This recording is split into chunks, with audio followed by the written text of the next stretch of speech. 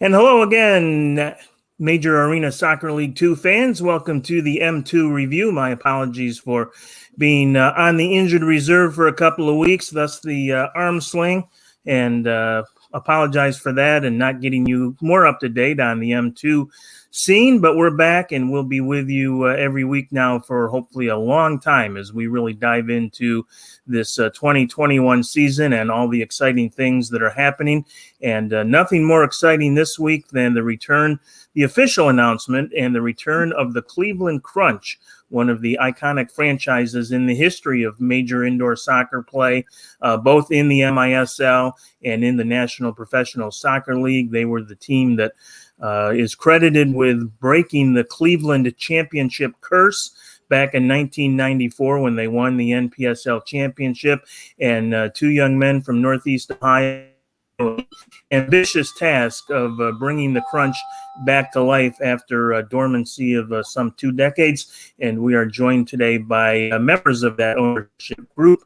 That is President Eric Davis, and the Vice President is Luciano Ruscitto. And we thank them for joining us on the M2 review today.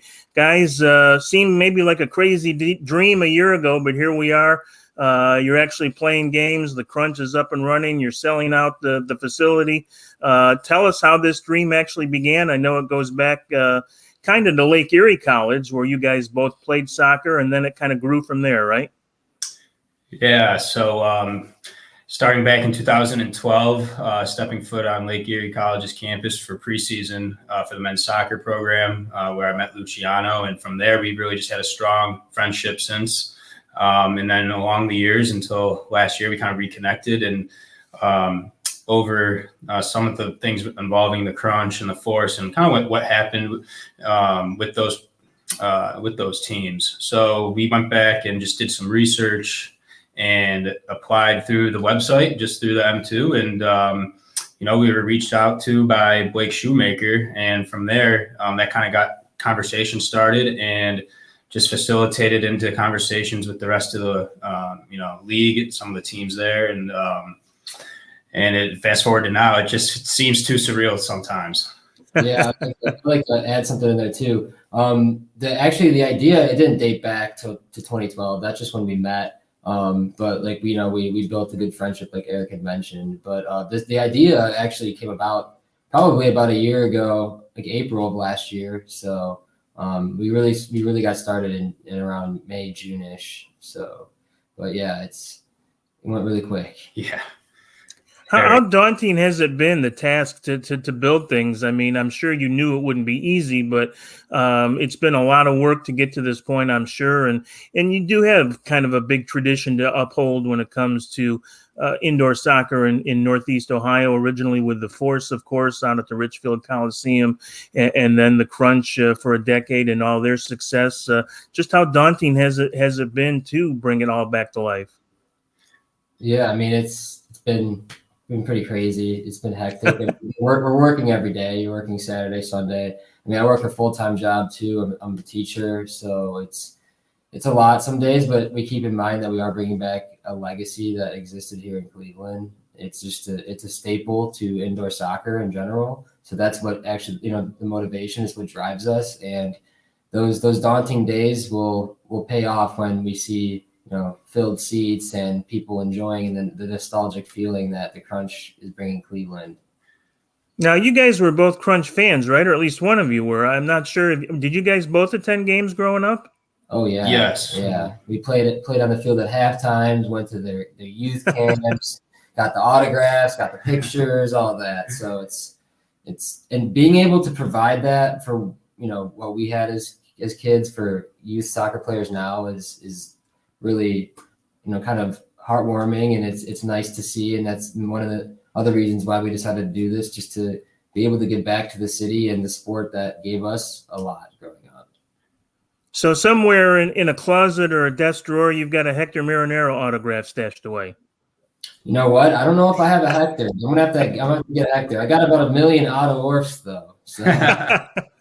Well, he's from the Buffalo area where I'm from, and knew Otto fairly well when was broadcasting back in the '90s. So I'm sure Otto will be happy to hear that. Now, you guys have actually started the season, so to speak. You actually had, I guess I would call it a friendly, if you will, against Milwaukee back at the end of February, and we're going to look at some of those highlights here in just a moment. But one thing that amazed me is I know you played out at your practice facility, so the seating was a little limited, and then COVID makes that even more limited. But I think you had like 150 seats to sell, and if I'm not mistaken, I think I read or heard you sold those seats out in like 48 minutes or something like that. Crazy.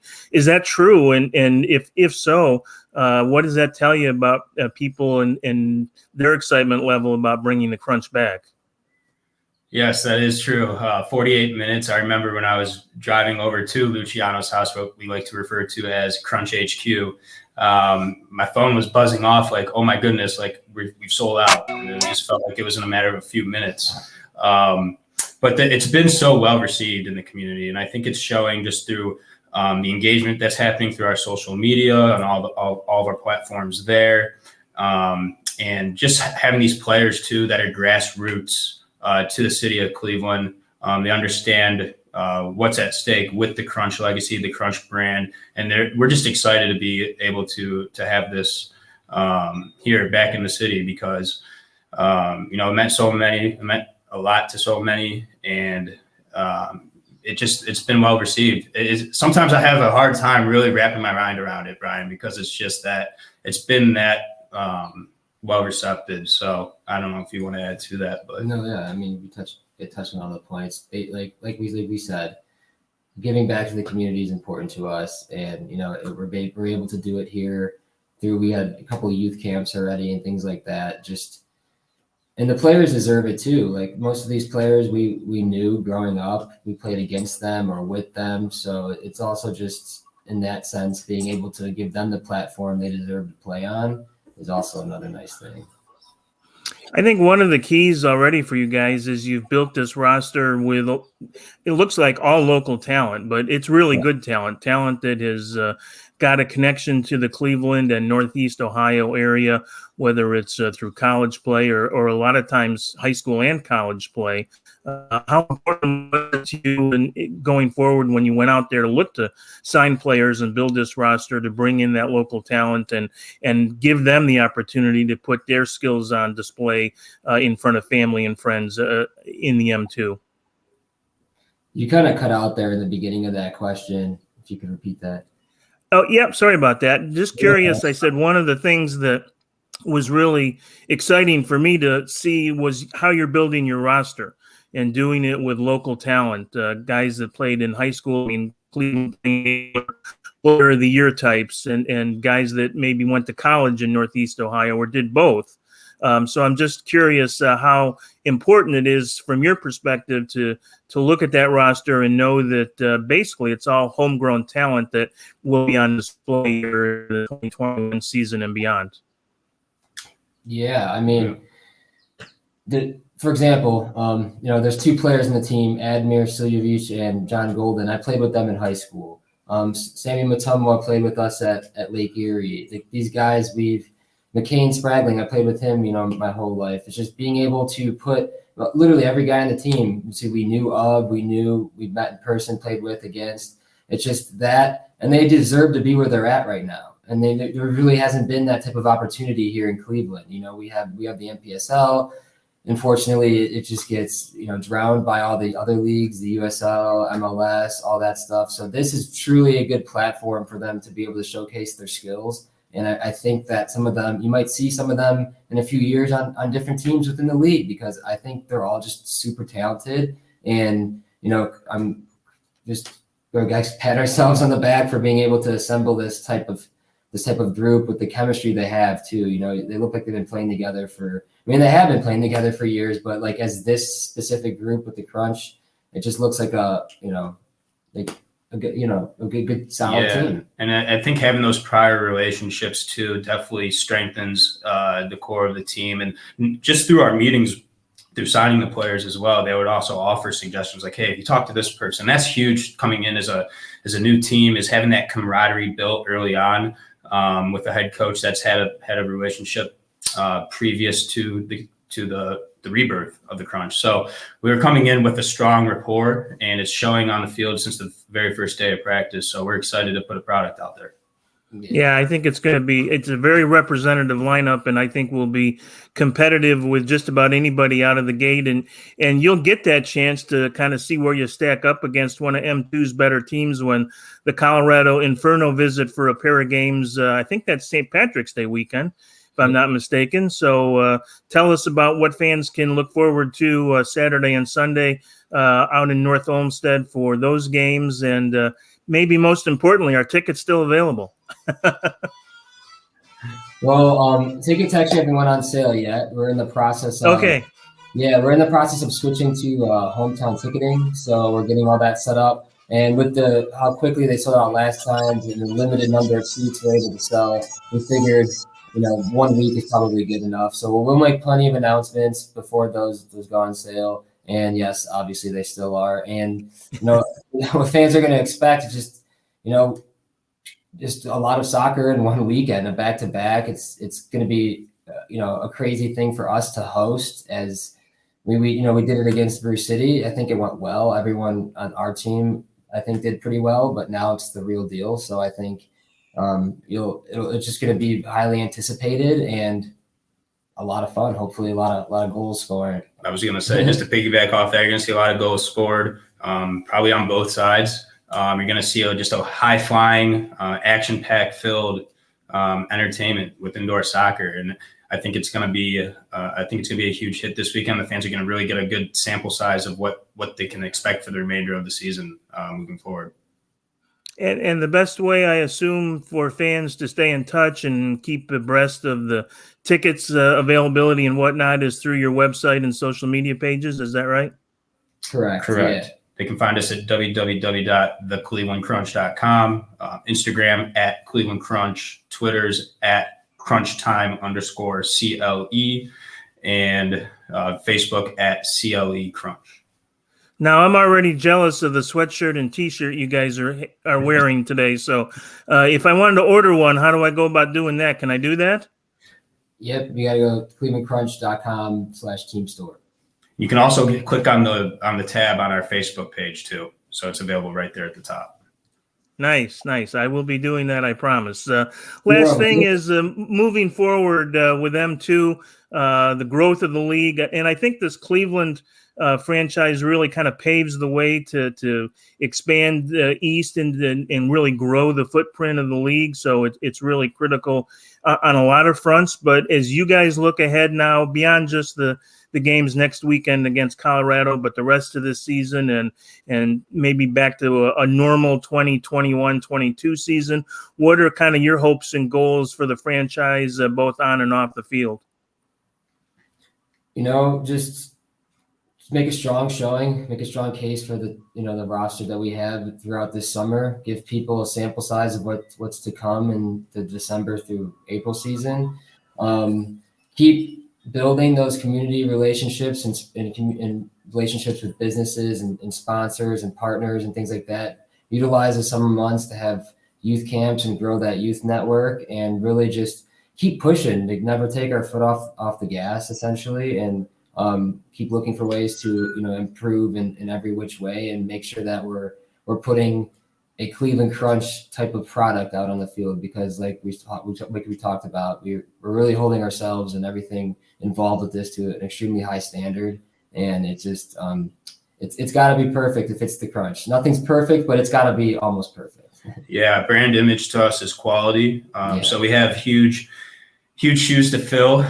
So one thing that me and Luciano knew coming into this was, how do we bridge that gap, right?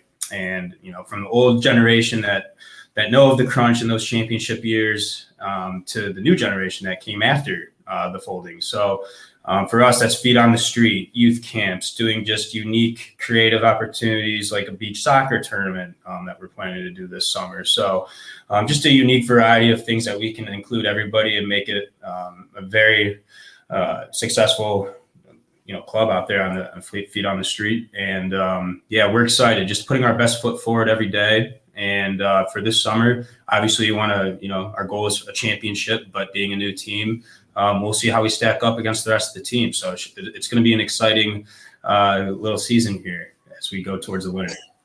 Well, I know the league is very excited to have you. You guys are great representatives of what the sport needs to have in it, and have the right approach and direction and support as well. I know not only the fans have been supportive out there, but the business community still recognizes the Crunch name, and certainly you've already been able to sign some sponsorship deals that speak to that, and that's exciting as well. So best of luck. And by the way, for the uninitiated, I can vouch for the fact that there are some nice beaches on Lake Erie. So so don't be too concerned when you hear the idea about beach volleyball in Lake Erie, because growing up in Buffalo, I know there's actually some pretty nice beaches in Buffalo or on Lake Erie as well. So that's great, and it signifies certainly the unique approach that you're taking, and the broad approach that you're taking and have to take to get that Crunch name back out there. So guys, Eric and Luciano, we really appreciate you joining us on M2 Review. We look forward to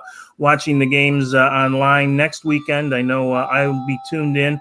And again, keep an eye on your social media platforms and the website to get all that information, both on the live stream and for the tickets to that event. And as we know from the Milwaukee game, if you're up in the Northeast Ohio area and want to catch some great indoor soccer, get your tickets early. That is not just a catchphrase or a hope. That is a reality, as the Cleveland Crunch have come back to life. So guys, good luck. We wish you the best of 2021, and we're very excited to have you part of M2, and very excited not only for this season, but particularly moving forward when bigger and better things are ahead for not only you guys, but the league and the sport in general. So that'll do it for this edition of M2 Review. We'll be back next week.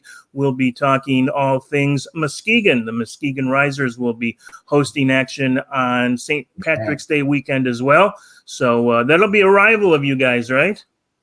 Yes, we'll be going up there on April 3rd, 7 p.m. kickoff. We got to shout out Matt Schmidt, though. He's our boy. He's helped us out a lot, too, throughout this process. And I guess while we're here, I want to shout out as well as Andrew Ross, Chris Economides. They've been a huge asset in our back pocket these last few months. So shout out to you guys and all of our sponsors, Metro Health, Friedman Damiano and Smith, Unitas, Tony Dore. We love you guys, and thank you for all your support. Yeah, it's important to make sure we recognize all of them, and I know that game up in Muskegon will be a lot of fun, but we'll get through Colorado first. We'll see how that goes, and then we'll look forward to Muskegon, and we'll talk to the folks with the Risers next week. So that'll do it for this edition of the M2 Review. Until next time, have a great week, everybody. See you later. See you later. It's crunch time.